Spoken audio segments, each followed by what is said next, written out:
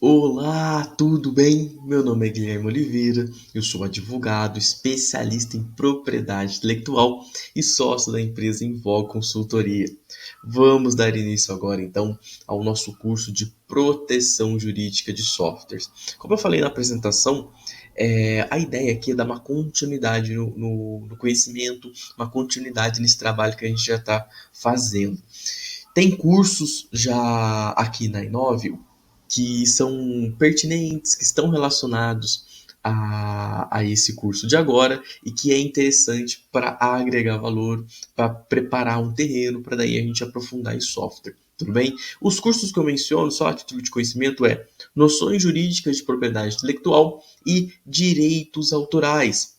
Dois temas, dois trechos que estão muito ligados com softwares, a proteção jurídica dos softwares, certo? Principalmente as noções gerais, para ter justamente a noção geral, o panorama geral, a porta de entrada e o direito autoral, porque aí está muito relacionado a software, tá bom? Então vamos dar início aí e começar já com a nossa introdução. Software, hoje em dia, pensando na modernidade, é um item de muita importância.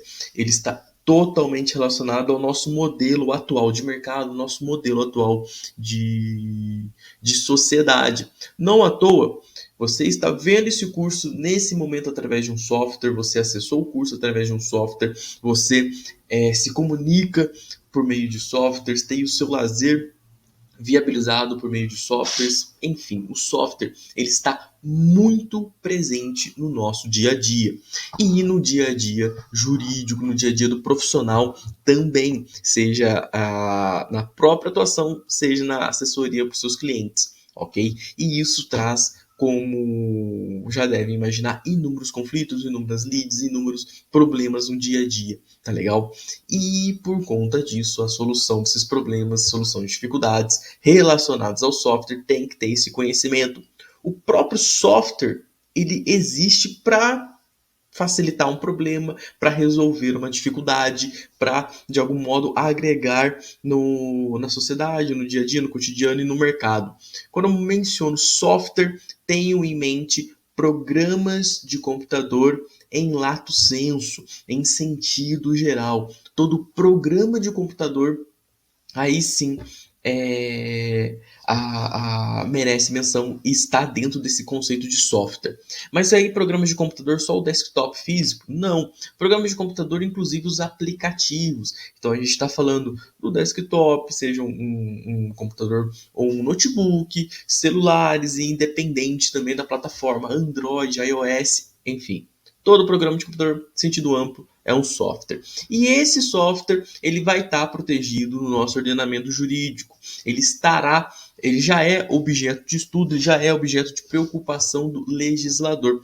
E a primeira lei que eu vou mencionar aqui é essa daqui que eu acabei de grifar, que é a Lei de Direitos Autorais, a Lei número 9.610 de 98. Essa Lei de Direitos Autorais, ela traz regras gerais de direitos autorais, aí aprofundei no curso anterior que eu mencionei, e dentro dela algumas disposições, algumas questões são aplicadas ao software. Isso porque o próprio software tem sua regulamentação. Aí a lei 9.609 também de 98.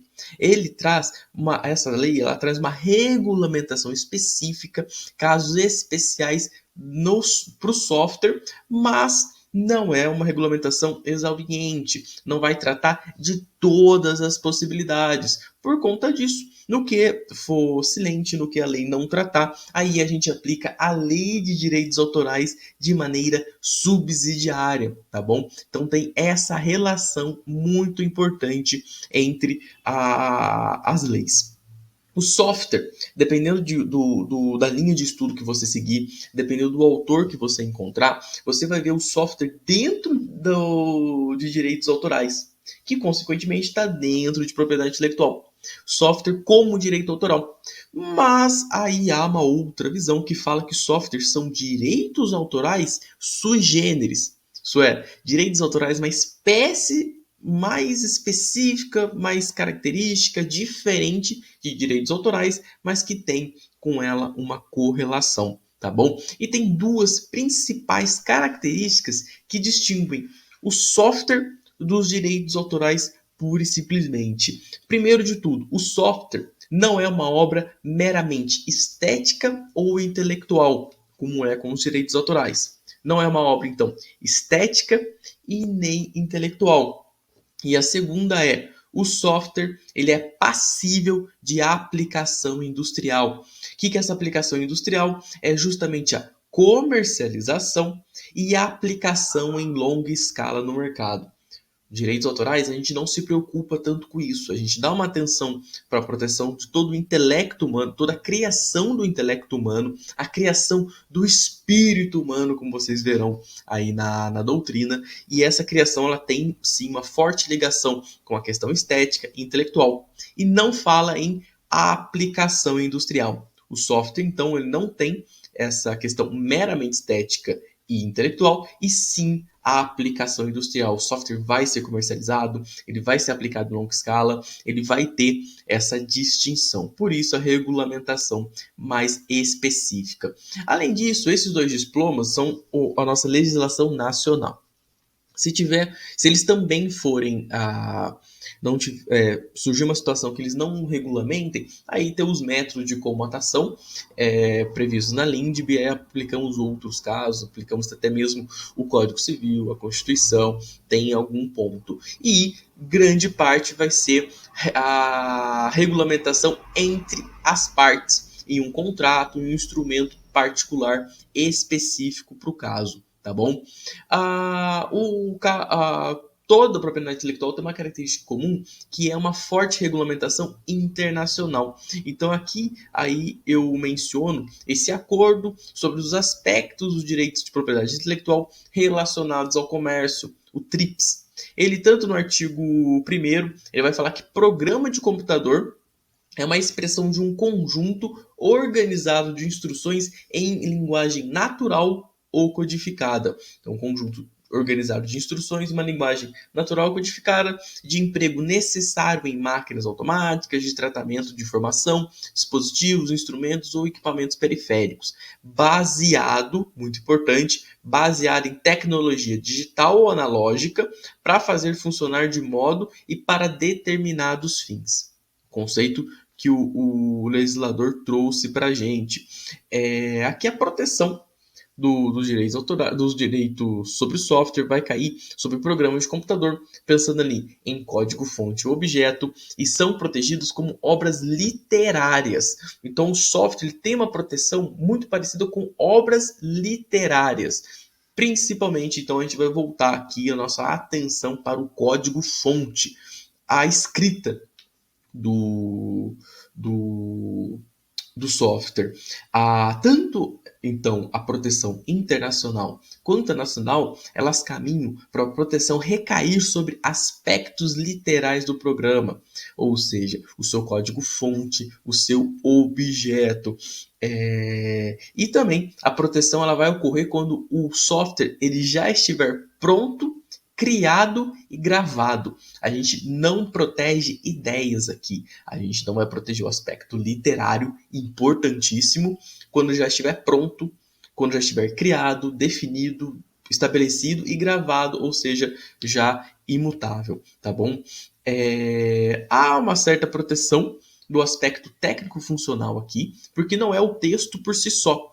Outro ponto que aí a gente vai nos distanciar dos direitos autorais. Eu vou proteger o código-fonte, eu vou proteger a escrita, mas não de qualquer modo. Eu vou proteger a técnica, a funcionalidade daquela escrita. Aí aqui a gente se afasta de direitos autorais e nos aproximamos um pouco de patente, que é o aspecto funcional, a funcionalidade dessa proteção. Tá bom? Isso como introdução, porque aí já na proteção jurídica tem pontos importantíssimos para a gente ir encaminhando, tá? Primeiro deles, que daí a gente inicia com isso é qual é o prazo de proteção, então? Via de regra, o software ele tem uma proteção diferente, que é uma proteção de 50 anos. É uma proteção muito maior, uma proteção estendida. Mas, lembrando, conforme é com os direitos autorais, essa proteção não depende de registro. Aqui a gente vai ter um registro declaratório e não um registro constitutivo. O que significa? A proteção sobre, então, sobre o software, ela não se inicia do registro, mas ela se inicia da criação. Não da ideia, mas da criação, do momento que ela se torna definida, do encerramento, tá?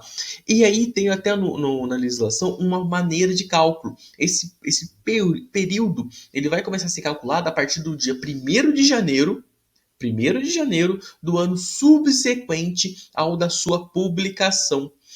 A gente aí falando do registro já, ou da ausência da publicação, da sua criação. E perfeito, isso. Então a gente vai começar a contar esse prazo da criação ou do dia 1º de janeiro subsequente à publicação, tá bom? Essa aí, então, é o prazo é o período, o prazo de proteção do software. Importantíssimo aqui destacar, ter em mente que a gente não está falando de. A gente não está falando como ocorre com registro de marcas, com a patente. O registro aqui ele é declaratório, não é obrigatório. E aí o registro ele pode ocorrer junto ao INPI ou uma empresa privada que trabalha com blockchain. A gente vai falar um pouco mais sobre isso ainda, tá? E aí, tá, entendi o tempo de proteção, entendi esse período, mas quem que é o titular? Quem é a pessoa que vai deter a titularidade, a propriedade sobre essa proteção? E aí, já trago de novo a atenção de vocês, porque é um ponto muito importante para a prática. Erros aqui fazem com que a pessoa que teve a ideia da criação do software acabe perdendo a titularidade disso, às vezes por um contrato escrito de maneira equivocada, às vezes por um tratamento no dia a dia, pular etapas na negociação, enfim. Via de regra, o autor do programa é o desenvolvedor. Então, o titular desses direitos, como via de regra, é o desenvolvedor, o programador. Estou falando daquela pessoa física que construiu o código-fonte e desenhou as demais estruturas do programa. Então, o titular é a pessoa que desenvolveu o código-fonte, o aspecto literal, e também as demais estruturas do programa, as suas funcionalidades. Mas aí a gente vai imaginar algumas situações que vão parecer injustas com isso, como é o caso de uma empresa que quer desenvolver uma automação dentro da sua operação, tem uma ideia para isso, desenhou um caminho para isso, mas não possui o conhecimento técnico necessário. Não é um programador. Por não ser um programador, não consegue fazer o software. E para isso, qual que é a solução do dia a dia? Contratar um desenvolvedor, contratar um software. Nessa contratação, significa então que eu vou apresentar a minha ideia para essa pessoa vai pegar a minha ideia, vai redigir o código-fonte de acordo com isso, vai criar o programa de computador e essa pessoa vai ser a titular vai ser a titular em todos os direitos sobre esse software. Essa pessoa vai ter a proteção e não quem teve a ideia inicial. Não é essa a situação do dia a dia, e aí a gente tem uma exceção a isso. Quando a criação se der por uma contratação de um desenvolvedor terceiro, aí essa contratação pode ser CLT ou prestação de serviços, sem uma distinção, tá? A contratação, ela deve ter a contratação específica, ela pode ser CLT ou prestação de serviços, mas a finalidade tem que ser estrita e com o uso de ferramentas do contratante. Então, tem que ser a finalidade da contratação tem que ser o desenvolvimento do software com mecanismos do contratante, com insumos, com a disponibilidade do contratante. Nessa situação aqui, aí a propriedade é do contratante. Na situação que eu dei, é da empresa que teve a ideia, que contratou o programador. E isso a gente vai ver que está escrito no artigo 4º. Opa! no artigo 4º da Lei de Software. Perfeito? A letra não ajuda, mas dá para entender. Então, dentro do artigo 4º, a gente vai trazer uma exceção, então, à titularidade aqui mencionada, que é na situação que há uma contratação, mas veja que alguns requisitos, alguns detalhes de contratação. A contratação ela deve ser por contrato, por óbvio, um contrato escrito. Depois disso, o contrato tem que ter a finalidade do desenvolvimento do programa, não pode ser um contrato com outro objeto que no meio do caminho se desenvolveu um programa, tem que ter essa finalidade e tem que usar as ferramentas do contratante, tem que ter um esforço, digamos assim, uma participação do contratante nisso, tá bom? Quando não houver, a gente imagina no dia a dia que de inúmeras maneiras pode ocorrer essa contratação. E aí eu trago de novo o papel do profissional do jurídico que tem que assessorar e fazer um bom trabalho no dia a dia para evitar um erro na titularidade e um problema prático. Tá legal? Quando não há separação clara dessa condição, aí que permita diferenciar vai prejudicar quem? Vai prejudicar o contratante, porque na dúvida, a titularidade então principal é do desenvolvedor. Se tem uma relação contratual que não está clara, essa relação contratual tem uma outra finalidade ou não está no instrumento contratual, na dúvida, no dia a dia, na ausência de provas, então é o desenvolvedor o titular dos direitos e não o contratante quem idealizou o software, tá? Esse é um requisito muito importante. Agora, caminhando um pouco mais, nós temos aqui duas naturezas de direitos relacionados à proteção jurídica dos softwares. Duas naturezas de direito. E isso a gente viu também no curso de direitos autorais, que aí temos os direitos morais e os direitos patrimoniais. Mas dentro de direitos autorais é muito mais complexo, são não mais complexo e difícil, mas são mais elementos, são mais espécies de direitos, são mais minuciosos, digamos assim. No software, ele é simplificado, ele é mais reduzido, ele é mais concentrado em algumas figuras. Como assim? Em primeiro lugar, os direitos morais. Os direitos morais vão ser quais? Primeiro de tudo, eles estão relacionados ao seu autor, são direitos do autor. Então, superar a titularidade do desenvolvedor ou contratante, então ele vai para o autor, vai ter esses direitos morais, tá legal? E eles não podem ser nem transferidos e nem cedidos, eles estão sempre na figura do titular, sempre na figura do autor, tá legal? Não podem ser nem transferidos e nem cedidos, não podem ser dispostos pelo autor, diferente do que é nos direitos patrimoniais. Veremos um pouco mais à frente que os direitos patrimoniais sim, eles podem ser transferidos, eles podem ser cedidos, eles podem ser objeto de comercialização, o que não acontece com os direitos autorais. Primeiro direito autoral é ser reconhecido como autor daquela obra. Então, o reconhecimento de autor. Aí a doutrina fala muito de paternidade. Mas a gente consegue falar de paternidade ou até maternidade do software. É sempre ser vinculado e falar, eu sou o autor daquele software. Eu desenvolvi o software. Esse é um direito moral e que não pode ser cedido. Você não pode vender a possibilidade de reconhecimento de autor para que uma outra pessoa seja reconhecida como autor. Não é aceito. E depois, o segundo direito moral é a possibilidade de se opor à modificação ou alteração no programa, desde que não autorizada e que prejudique a honra e a reputação. São artigos que estão previstos, esses direitos morais, no artigo 2º também da Lei de Software, tá bom? Vou fazer uma pausa aqui, retomo no bloco seguinte, dando continuidade e falando com um pouco mais de calma sobre esse trecho que é muito importante, tá bom? Aguardo vocês.